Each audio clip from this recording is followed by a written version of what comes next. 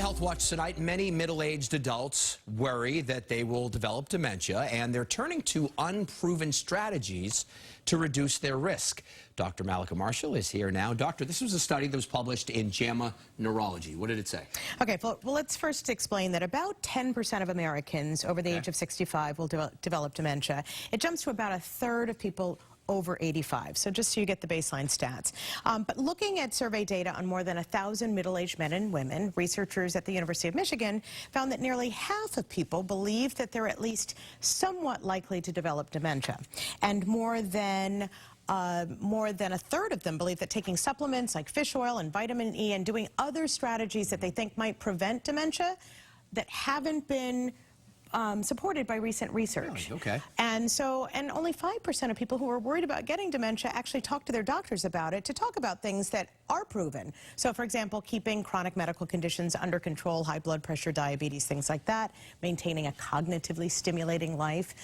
So, of note, African Americans are actually twice as likely to develop dementia, but they seem to believe that their risk was actually lower than other groups, which means we're not reaching that demographic of a patient to explain that they're at higher risk. Not getting the best information. Personally, I always hear that if you're doing like puzzles and stuff, mind things, that helps you. Is that true? Well, it's important to have that as a lifestyle, but just taking up crossword puzzles is probably not going to fix the problem. All right. Well, could your diet help protect you from getting sick this winter? A new study finds that you may want to ditch the pasta if you don't want to come down with the flu.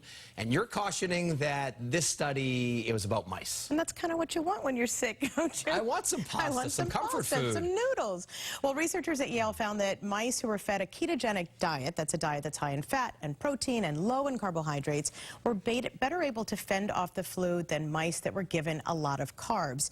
They say that ketogenic diet actually activates immune cells in the lungs to stimulate the production of mucus that can help trap the virus. So again, this is mice, this isn't humans, but you know, maybe you should have some eggs instead of that chicken noodle soup. Can I ask a silly question? Yes. Do mice get the flu shot?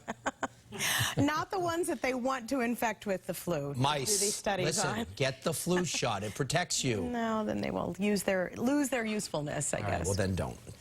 Doctor, thank you so much. Lisa, over to you.